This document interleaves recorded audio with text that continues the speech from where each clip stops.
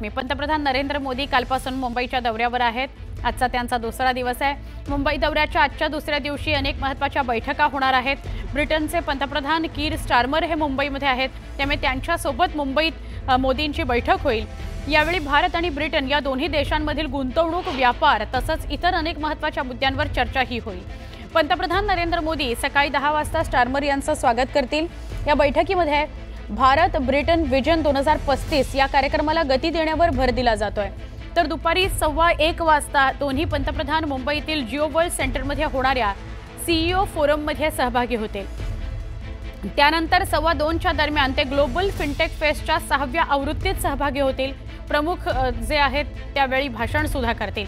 मोदींच्या या अत्यंत महत्त्वाच्या बैठकीच्या पार्श्वभूमीवर विशेष तयारी करण्यात आलेली आहे।